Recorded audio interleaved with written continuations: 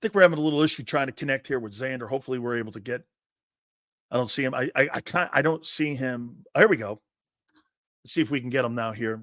Hey, by the way, I hear he's on the road because he's got some sort of light construction going here. Let's see if we can bring him up here. Zander Krause, how you doing, brother? What up, Sills? How you doing, bro? All good, man. So what is going on at the Zander pad that you now have to take the show on the road? It's not good, man. It's not good over at the Zander pad right now. Let me pull up the picture of it real quick. Can you hear me, by the way? It says my internet's not good. All right, cool. Just because it's not great. But we had a tree collapse, knocked out the power all over the neighborhood. So the guys are over there working on it. I was just talking to them. So if you're a construction worker out there, I appreciate you guys. These guys do more important work than we do. Sills. He's like fixing power lines, trying to get everybody on the streets power back up. So I was talking to them, and it's gonna be a little bit until it's back up, to put it mildly. But we're here and we're ready to rumble. Hey, Zander, let me throw something at you guys. And I loved what you were saying earlier about when you had Les Bowen on and you guys were talking about Jason Kelce. He has turned out to be clearly one of the biggest personalities in the history of Philadelphia sports. You think he's now going to start to roll into that realm of being in that Barkley category where you're going to see him being considered one of those kind of national figures like Charles Barkley? Absolutely, and it's even bigger here locally than Barkley ever was, or any athlete that I can think of in terms of.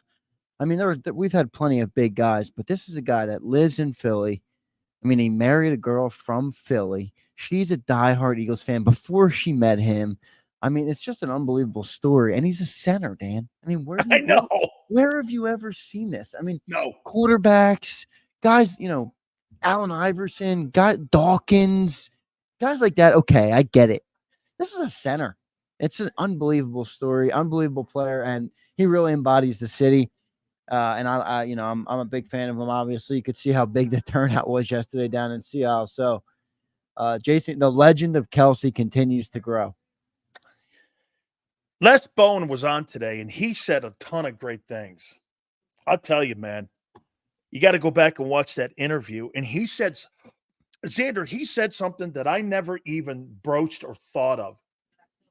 Are we really sure that Jalen Hurts doesn't like the offense of 23? And before you answer that, let me ask you this. Did Jalen make players around him better in 23 in that offense? Well, I think you bring up a decent point about everybody got paid. Like how can you not like it if everybody gets paid? But I do think I think Hurts is smart in that he knows that offense wasn't a winning offense late in the year last year. I mean, he knows that it didn't look great. I'm sure he watches tape. He goes back and watches that tape. It looked ugly by every metric. I mean, if you go back and watch the playoff game, that was one of the ugliest offensive performances I've ever seen. And we're talking about a team that is so hell-bent on correcting the defense. Okay, let's correct the defense. How about the offense? Put up 9 points in the playoff game. You're not beating any team in the playoffs with 9 points on the board. So I think Hurts, he likes the offense because he won with it originally, right? He had a different play caller in a similar offense, and he won a lot of ball games. He was an MVP candidate. So maybe from that perspective, yeah, he did like it. And maybe that's why you're seeing some of the comments. Like, he didn't want this much change. And he's like, look, we were killing it. We have 6 bad games now. I got to learn a whole new offense. So I see what you're saying, but there's no way to tell. There's no way to know. I mean, he's never going to come out and say it. I think we can allude to it though with some of the comments he's made, right? I mean, we've talked about maybe it's a pushback on the organization or a pushback on the way they're doing things. Maybe it's just that. Maybe he liked the offense. Maybe he was cool with the way things were going, just thought that they could correct it a different way. And now here he is learning a whole new offense, which I don't know how embellished that comment, but you're right. Maybe he did like this offense. He was successful in it. He was nearly an MVP of the NFL in it, right? I mean, but what I'm saying is maybe what he wanted was just refining of it. Like this year, because look, we realized, and you said it numerous times to me, it's going to take time for this thing to work, right? It's going to take time, right? Okay. Well, now, here's the other question: how much responsibility falls on him? The bumps and bruises last year Why wouldn't they have run that thing back? Okay, with a better play caller, with Kellen, and refining it. Because when Jalen says, hey, this is a brand new offense, maybe he feels like it is, but it's not because of the terminology. Well, that's why I think we got to be a little bit in a wait and see mode. Like, I'm not ready to sit here and say Kellen Moore is going to, institute or implement an entirely new offense. I don't think that's going to be the case, but you are right. I mean, I don't know where Jalen is on the offense, but how much of it was on him? That's my last question. Like, because John brings up a Probably a good point lot, where but he's like, he's probably a everybody talks lot. about the bubble screens though, and the hot routes and stuff like that. Like, and John, I get this right from John on Birds 365. He's talking to me about it all the time. Every coach that's ever coached football at the peewee level knows what a hot route is. This team did not have hot routes. The quarterback and the receivers didn't go to them. And the bubble screen was their default play when the blitz came. So every time somebody blitzed, they threw a bubble screen and it made Brian Johnson look terrible. Now, I'm not saying Brian Johnson was great. I'm just saying, is there any merit to we needed Jalen and the offense to take another step and the players out there to take another step forward to be able to make that offense look better? I think I don't know how much truth there is to that, but I think it's a fair question. Absolutely. But I would say this. If they came out and said, hey, I needed to be better and I needed to learn how to read and I needed to just grow in this offense a little more, wouldn't we all have gone like this? Well, shit, okay.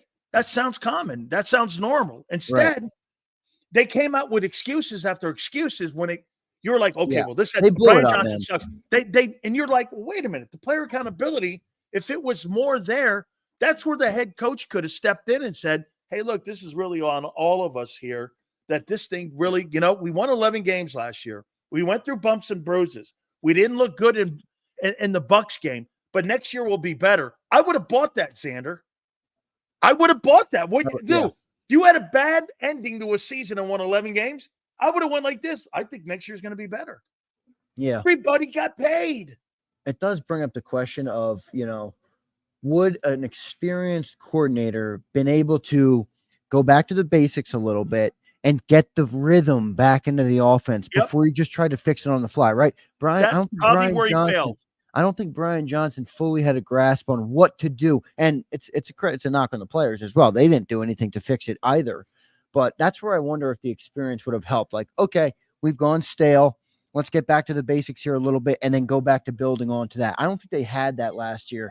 And where's my guy, JM? He just brought up a really good point. The adjustment one? Just the fact that he couldn't find a hot route, that's not on the coordinator. The bubble screen was a Band-Aid because Hurts couldn't handle a downfield hot route. That's concerning if that's true. And I think there is merit to that line of thinking because hot routes do fall on the quarterback a lot more than people are expecting them. Even a guy like Seth Jr. on the postgame show, he constantly cried about hot routes. I don't think that's on the coaching staff, at least from what I've learned since I've been hosting with John McMullen, since I've been coming on here consistently, since I've been diving deeper into the game. It doesn't seem like that's entirely on coordinators, right? That's on getting to the line of scrimmage. It's like what Brady, you saw that Brady clip, right? The 5-minute Brady clip of how to be a quarterback and all those things. It goes right to that. You got to get into the right play when you go to the line of scrimmage and see what the defense is in. And Hurts hasn't gotten that down yet. And I'm not even knocking him. Like, he's 25. He has time to get that down, but Kelsey was out there, bro. Like, we can't forget that. You know what I mean? Like, Kelsey was out there, and he still couldn't figure it out. Now we're losing Kelsey. We're expecting Juergens to fill that role, which physically I think will be fine. And John brings up another good point where maybe this will force Jalen to learn how to read defenses better, which is a good point. But you lose Kelsey, who was really good at this. It's concerning. We'll see how it plays out. I'm confident he can do it, but it's going to take a bit for sure. But this goes back again when people, and they misidentify this. I don't think Jalen has good football IQ. I'm not saying he can't develop that into being a great IQ quarterback because Brady and his clip shows you it's constant evolving and reading and recognizing, getting information. It's not something that I'm not calling him a dumbass. I'm calling him a guy who right now in his career, you got to say something too. Like Les said, dude, this is year 5 as a pro. Yeah. I mean, you're half a decade, 4 as a starter too. Okay, if not now, when are you going to become this guy? Hey, Michael Vick did it. Michael Vick had 10 years of football, and he got to Indiana, or he got to Philadelphia, and he goes, I never knew how to read a defense until Andy Reid showed me how to Yeah. read a defense. I had no idea what I was missing out on. I wish I had him earlier in my career. Okay. Well, that's why I'm saying his IQ is not really good yet. Will it develop? Maybe another reason why you bring Moore in, because Moore helped develop Dak Prescott's IQ on Yeah, being able to you know, recognize. So again, I don't I even know think if IQ is the right word, and here's why. I'll it's tell not, you because why. it sounds awful that he's It's dumb. almost He's not. well, no, yeah, that's and I think the complexities of the NFL offense compared to a simpler college offense Like an where it's RPO. right. That's I think maybe that's what's confusing him. But to say it doesn't have a good IQ, I think is shallow, because think about how many coaches this man has had. I mean, he had 4 different college offenses in college, and then he came to the pros. He had Doug Peterson's, then he had Nick's, then he had Shane, then he had Brian. Like, this guy has 8, 9 offenses that he's learned in the last 8 years. So I think there's merit to the continuity element with Jalen, just because of how many there's different he's had. It's like, I can't jack of all trades is a master of none, right? I mean, this guy Yep, knows every offense on the planet, but he's not a absolutely. master of any of them. And then they asked him to be a master last year after NFL defenses have acclimated to his game, have learned what Jalen does, have figured out how to put him in, uncomfortable moments. He wasn't ready to answer the question yet. It's not an indictment on what he can be in the future, but I think it's fair to say that that's plausible, that that's what happened last year down the stretch. Let me ask you something here so that we can make this fair and sound better. You think Brady had a high football IQ his first year as a starting quarterback in New England? No, but Brady was He a said different he breed, didn't. man. He said he didn't. But Brady was a different breed, though. I but mean, it get took this. him a while. Yeah, it took him a while. But get this. He had Belichick helping him recognize what teams were going to Right. pre-snap. You had the greatest defensive-minded coach in the history of the National Football League going against a guy showing you what they were going to do and what you were thinking prior to the snap. You don't think that for 20 years made Tom Brady into the player that he developed into in that clip that you were talking about, Zander, where he's going, hey, man, I evolved into this guy. I think the IQ comment is people will take it as, what, are you calling a guy a dumbass? Absolutely not. Calling him not very smart yet as a starting quarterback in the NFL when it comes to reading defenses. He can't read up blitzes. He can't find hot routes. He struggles across the middle. That's all young quarterbacks. That's quarterback Yeah. IQ. Yeah, that's true. It's a good point. I mean, and this is where does the coaching come into it, where, if Jalen did have an Andy Reid, if Jalen did have a Bill Belichick, if Jalen did have one of these guys that know this stuff like the back of their hand, how much quicker would he progress? Because I think Jalen, the credit to him is, I think he's shown an ability to pick things up quickly. But we get back to the mastering point. Like, he hasn't mastered it yet. He hasn't, and I don't think Brady had it mastered at 25. Absolutely not. But Brady did have continuity in the beginning of this year, at least with the head coach, or at least with the guy who was, running the ship. And that's where I think, Jalen is maybe pushing back on this organization with the way they're putting the axe on everybody, and the way they're scapegoating, and the way they're handling even Nick. Like, Jalen might not like Nick, but I don't know if Jalen likes the way they're handling Nick. Because it's probably impacting his. I think you're Right. getting It's there. impacting his ability to become a better player in the NFL. And he probably doesn't like that. And I think that's what some of these comments have been this offseason. Look, he's an intentional guy. Everybody gets mad because we're still talking about the press conference. I get it. All right. I'm an Eagle fan. You don't have to explain to me that we sound dumb because we're talking about a press conference from 3 weeks ago. I don't care. It does matter. He did say that for a reason. I don't want to overreact to it, but what's the reason? Let's try and figure it out. That's what we're going to be watching for in the season, is how this thing goes, how it meshes, who's on the same page and who's not. I have a feeling there's a bigger disconnect between the front office, split coaches and players than there is between maybe even Jalen and Nick. I think this is a great question, and not to do revised history here, but I like this question here. Let me see here. Is it? I mean, do you think JM asked it here? do you think that Carson Wentz would struggle with these things passing wise in the pocket? Well, Wentz was a different kind of quarterback. I mean, I don't though. No, I think Wentz had his faults, but this particularly was not one of them. He was your prototypical talented pocket passing quarterback, and he also had the other stuff too. But that was what Wentz was great at. But look, they're two different guys. I can't Two really different guys. I can't compare. I'm not going to go apples to oranges. It's a different comparison to me. But I see what he's saying. It's fair to question it. I do. I think it's fair to question it. I'm not ready to say he'll never be able to do it.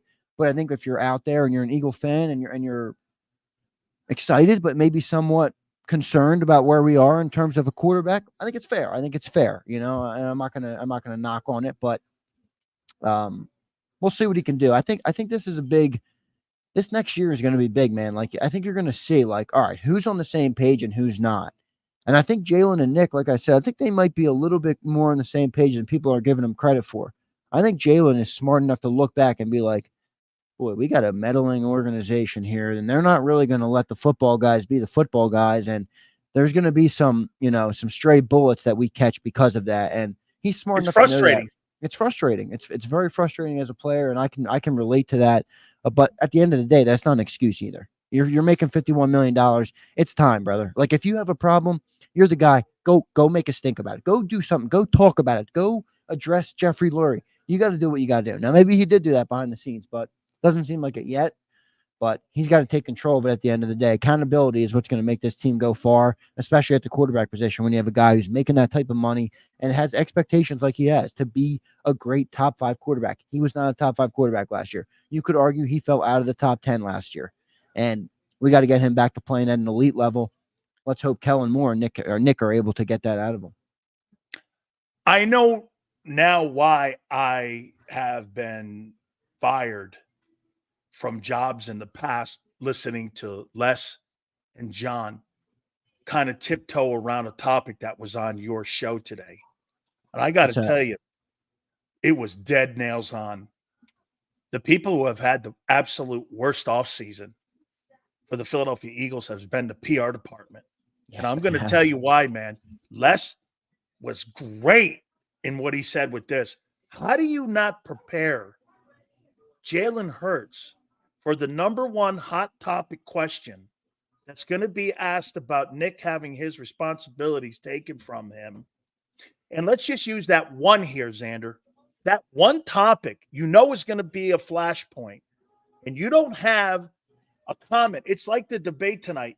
You know what guys are going to try to go after you with. You want to prepare yourself for things that are going to be said that you could have an articulate response to. Instead, Jalen, in my opinion, was left out there just to say something that he didn't probably even think was a big deal.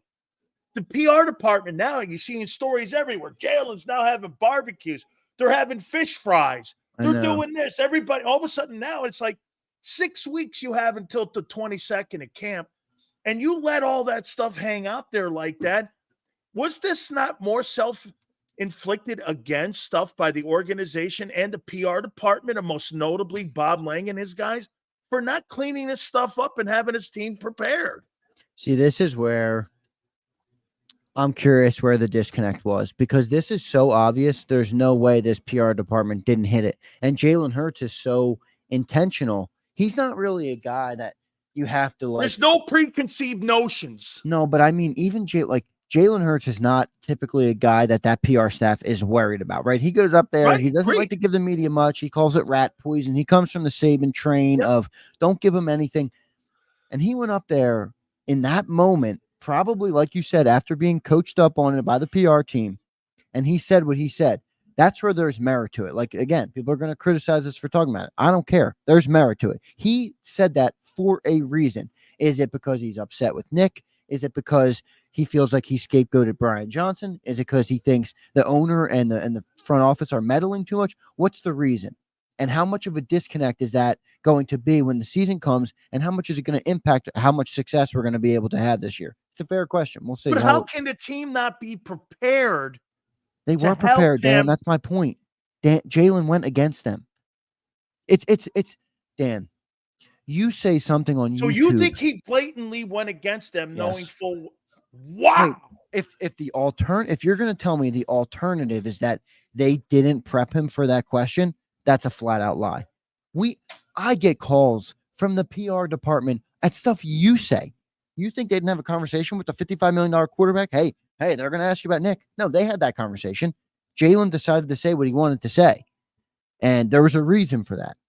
What the reason is, we may never find out, or we might find out. It might be a thing where we find out 10 years from now, but eventually it's going to come out and we'll see what it is. I just hope I'm the internal optimist in me is hoping that it doesn't derail the entire season, because it's tough to think that when you're a Super Bowl contender or you're a team that aspires to go far and to make it far, you can't do that when you're not on the same page. I mean, even on a micro scale, if we want this show to be successful, we can't disrespect one another. We can't hate each other's guts. I don't have to agree with you on everything, but we got to have an understanding that both of us are trying to come together to have a common goal. If they don't have that inside, what's going to happen? The thing is bound to blow up at any point. I'm going to say something to you here, and I want you to, and I didn't tweet this, and I'm going to, for the first time, say it about that Lane Johnson interview that I found out some information. I know the producer on the show. Of Rich Eisen, right? Of Rich Eisen. Yeah. What is Rich Eisen? What does he host on weekends? I'm not sure. I know he's good friends with Howie The Roseman, NFL Network. Right. He's on great NFL friends with Howie Roseman, Rich Eisen. Okay. And from what I'm being told, Bob Lang set up an interview with Lane Johnson to go on the Rich Eisen show. That makes complete sense to me. And so that they could dispel some of the comments, because Rich even asked him about him being the guy, what have you, something that a national guy and no national guy saying. So the Philadelphia Eagle PR department is now doing damage control, going around and going onto the mouth of and the voice of the NFL Network, Rich Eisen. By the way, you notice he's not on any other show, but because Howie Roseman knows Rich Eisen works for Jeffrey Lurie. That was a complete setup by the Philadelphia PR department by putting Lane Johnson on so that they could dispel some of the offseason comments that were made by Jalen, by some of the notions that some people may have about Hurts, and trying to clean some stuff up. What's your take on that? What's your take on that the PR department would go out of their way to put Lane on a show to clean up some of the things that have been said? I'm all right with it. And I'll tell you why. I'm not all right with it from the perspective of there's clearly issues that are trying to be covered up right now. But look, I mean, they are $1 billion franchise, right? I mean, public narrative, public. Well, is it genuine? It may not be genuine, but they're going to do it. It's a business, right? I mean, if you have a guy like Lane Johnson, he's made over $100 million here in Philadelphia, and you have a guy like if they're able to do it, they're going to do it, right? It's a business. I get it. I'm a business guy. I own a business here on JAKIB. Like, I understand what it takes to do things to try and make your business succeed. From that perspective, I'm not mad at it, but it certainly doesn't close the door that there's problems, right? I mean, if anything, it might prove that more, because they knew they had this 6-week layoff, and, they send out Lane, to try and correct the narrative. And I'm okay with the move, but it does signify that, there's something here. Disciple goes, who would you believe, the guy with the playbook or the guy begging his question to be answered? The guy with the playbook, obviously. Yeah, I get it. I mean, I do. I get it. Here's another one, Zander. Zander and Sills, I appreciate the honesty. Again, and I'm not going to tweet that out because I don't want to create any more of a mess that I have to hear with my bosses coming to me. But I know this because I talked to Darren Smith, who does some work for that show and behind the scenes, and people at the NFL Network. One of the guys at the NFL Network was a producer for me in San Diego. And he told me that the Eagles called and tried and put Lane on and wanted Lane to be interviewed by Rich, and Rich said, okay. And they put him on. Here's my take on it, man. Really? So you went out of your way to call a show to impose on them to put a guest on because you felt uncomfortable by some of the comments that are being made by Jeff McClain, myself, and others in your market that you thought, again, both you and me do this, Xander. It's a nothing burger. Let it alone. I Yeah, agree but with you. Let it alone. well, they didn't, and now they've made it bigger than it is, and you know, I don't What know. a horrible This is such a offseason for the PR guys. it is, but it's such a wait and see thing because I do understand the comments of people who are like, guys, like your media, you know what I mean? Like, or you're blowing it. It's a press conference, but man, we collapsed last year, and that was not an untalented roster. I mean, something happened there, and it doesn't seem like the problems have been fixed at all. And the Eagle fan in me is optimistic. I think we have a great roster. I think we're going to turn it around. I think we're going to win games. The objective guy who sits on here and talks about the stuff for people to listen to is like, there was a problem last year, and it doesn't look like it's been solved or been fixed. So that's what I'm going to be looking for going into the year. We'll see. If they're able to overcome it. I think they have the talent to overcome it, but it's hard. I mean, if you're fighting against your front office, that's an uphill battle. I want to throw something at you here, and this is in a good light. Somebody brought this to my attention. So Howie Roseman this year with Jalen Hurts' contract, only 6% of the cap It's amazing, man. is it affecting with $50 million paycheck that they're going to write this year for that guy. Are you crazy great? Dude, look at the Cowboys. This is what I was talking with Mark about. You're in a $60 million dilemma. Hey, guys, we appreciate that. That's really good. Hit him straight out there, Charlie. Thanks for tuning in, brother. Hey, Zander, the Cowboys are in a $60 million dilemma. 6% of your $240 million salary cap is affected by the number one position on your football team. It's just insane how great of a deal that may be one of the greatest constructed contracts. Now, again, his production, he has to play, he has to win. I get all that, but Zander, come on, man. That's genius. Yeah, I mean, eventually the cap hits are going to come, but it's who it's credit to. It's more of a credit to the owner. Yep, because he's willing to stroke checks that allow Howie to structure contracts this way. Now, like I said, I mean, eventually, if you look at the fine print, like next year, 2025, we have less cap space in 25 right now available than we do right now in 24. We got like 27 million or 25 million, whatever it is. 27.7. We have like 10 million next year. So, I mean, eventually the contracts do come, but that's when Howie gets more creative. He restructures, extends people, and that's why he's so aggressive in the way that he is. But it's the biggest credit to this front office, man. It really is. I mean, there's problems with them. There's things you can criticize about them. There are things I don't like that they do. But the one thing they do right is when they like a player, when they want a player to be here, they figure out how to keep them here, and they figure out how to make it work so that they can continue to build the team around them. I mean, there's not another team in the league right now that has a quarterback making the type of money Jalen Hurts is making and has a team around.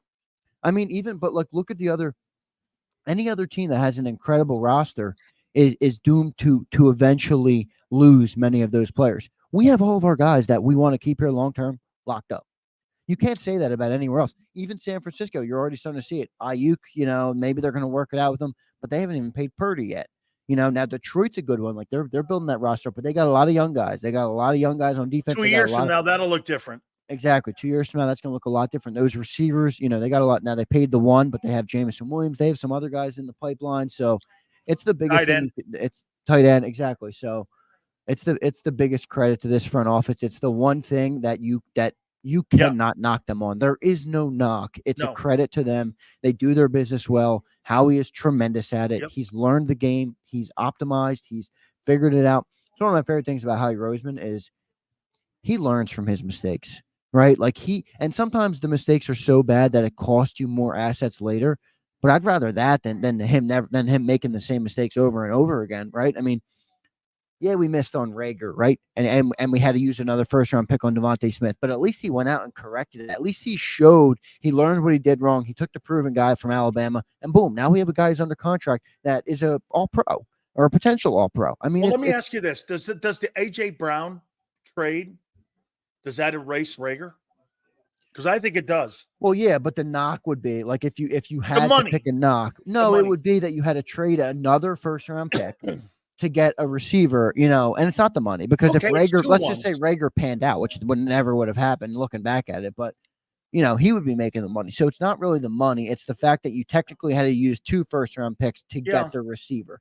But Okay. again, I'd rather him correct it. I'd rather have A.J. Brown than sit here and sulk, Jalen Rager, and then you sign a guy on the scrap heap. So I think Howie's approach is sound. I think our team is very solid, and I love the approach of building in the lines, right? I mean, most teams are so infatuated. That's why I hated and I still look like a dumbass because Jamar Chase has turned out what he's turned out to be. But I continue to this day. I say they should have taken Penei Sewell. You have Joe Burrow. You need to protect that man. You need to protect that man more than you need a target for him to throw to because he'll be able to throw to somebody else. He won't be able to get another guy to Receivers protect are him. interchangeable. I know. And a star tackle like that is not. And now, look, he went to Detroit. And what's one of the biggest parts of Detroit? They have the number one offensive line in the league, I would say. Yeah. Past the Eagles now.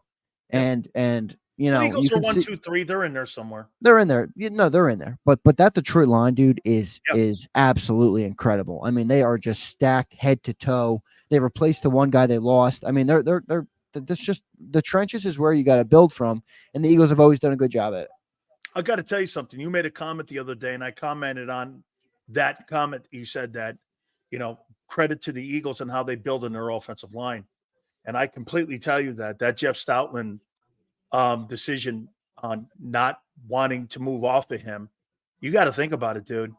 Jeff Stoutland is more important to Howie Roseman than any other coach on that staff, including the head coach when it comes, because what's the one thing that they've been good at for the last 24 years? Howard Mudd, Juan Castillo, getting a guy like Stoutland. That has always been the Joe Banner deal. It has been the guy with Howie Roseman. That guy is so essential in developing because, look, you take Cam in the second. Cam's probably going to be a Pro Bowler this year. And the development of all these guys, and you've got a guy like Micaiah Becton wanting to be coach. Can you imagine? You have a guy like Stoutland. You have a guy who evaluates college scouting, and you also have a guy because he was at the University of Miami when he was down there, and he knows college guys. And you have guys that are in the league wanting to come and play in Philadelphia. What an asset that is for Howie. I'm not getting rid of that for an OC, no matter how talented he is, because you know why? The Eagles are built on O-line. Plain and simple, dude. That was a great call by you. Now, 2 more last questions here for you. You are the absolute perfect person because you were at Alabama for this. So the Miami Dolphins are not wanting, it's being reported, to give Tua Tagovailoa a market value deal. Now, obviously, it's got a lot to do with the concussions. But if you look at the last 3 years here, here's Hurts, and this is from the pocket. I know the running, and I get it, but I'm talking from the pocket. And he's been in and out of the lineup. He's missed 10 more games than what Jalen's played in the last 3 years. Both of them are around 450 in attempts. Completions, 300, both of them. One's got 36.08 Tua. The other guy's got 35.67. Tagovailoa's more accurate, 67.3. Hurts is 64.4. Tua's thrown for 23 touchdowns. Hurts 20 over the last 3 years as an average. Both are at 10 picks. And Tua, like he was at Alabama, is a little tick above what Hurts is, 98.7 to 92.6. When I look at these two guys are somewhat compatible, but Tua is better from the pocket. Why would you – is the only reason that Tagovailoa is not going to get a $50 million deal is because of injuries and availability? And this is what the Eagles are exactly worried about and why they don't want to run those RPOs, because they don't want to have the same issue that they have to deal with what Miami's dealing with Tua. I think Tua is going to get the money. I do. I think he is too. Well, here's why. Because Prince says that he has Tyreek Hill. You have AJ and Devontae. Yeah. I know he's got Jalen Waddle, and he's got, they're compatible. Listen, and I would take the Eagle receivers. Tua is a good thrower of the foot. He doesn't have a huge arm, actually. He can't throw the ball massive, but he's very accurate, and he moves the ball well. He's got great. He's a better pocket passer than Jalen? I do. Absolutely. They're different styles of quarterback. I mean, Tua is a pocket passing quarterback. Yeah, I'm just saying he doesn't have like this cannon type of arm. No. But he's not. But he's that guy. I mean, here's why I say they're going to pay him. What are you going to do if you don't? You paid Tyreek Hill. You got Jalen Waddle. You got all. I mean, you built this offense.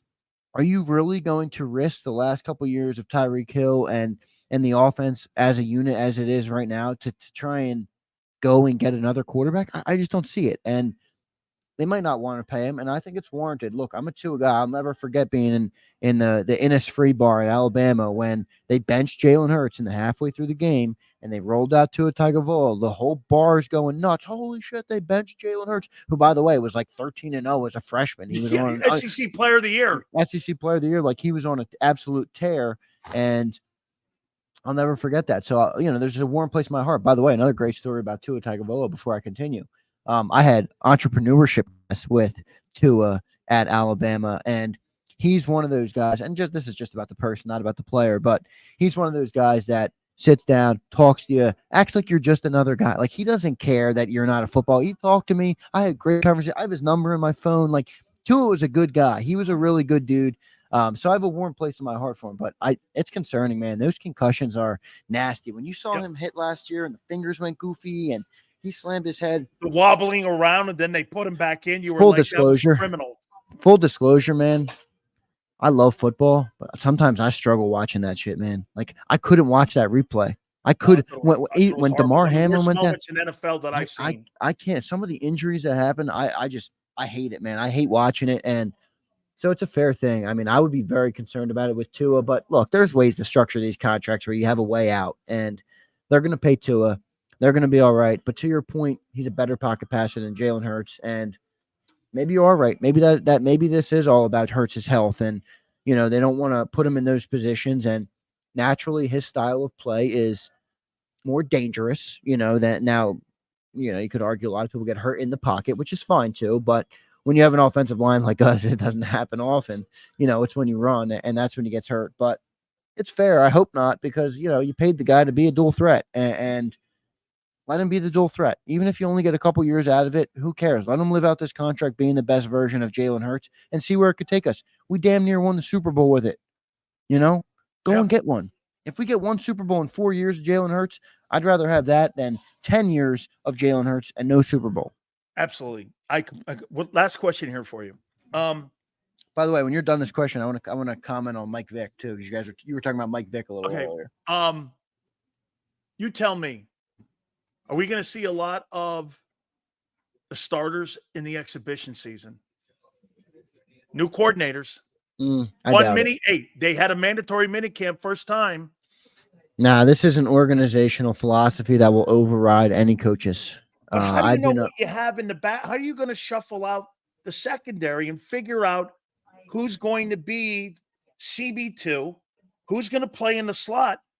You can't do that with controlled scrimmages, Zander. How are you going to shuffle the deck on that? I know. I just don't see it, dude. Like, maybe here's where I think you'll see it. You'll see maybe a little bit of an increase in playing time. Anybody young or anybody unproven, but Jalen Hurts, AJ Brown, Devontae Smith, Jordan Mailata, Landon Dickerson, even Cam Jurgens probably, Lane Johnson. These are guys that I would bet Jalen Carter, he doesn't hit the field. Jordan Davis, he won't hit the field. I think it's their organizational philosophy. I'm all right with it because the preseason has become what it's become because of this, right? Like the games are just like they're nearly unwatchable. I mean, they don't even do anything. It's it's not even like football. It's more like flag football. They're not watchable. Yeah. And so, I don't think they're going to do it though. I think they should. I see what you're saying. I think they should, because especially with the new coordinators where it's like, we've already talked about how long it's going to take to get this thing going. 8 weeks, 10 weeks, 12 weeks, 4 weeks, 6 weeks. We don't know. And I think that would help that. But look, we're talking about it with Hurts, man. Like, I don't think they want these guys getting hurt. I don't think they want any risk of that, and they're probably going to go that way. That's also seems to be Nick Sirianni's philosophy.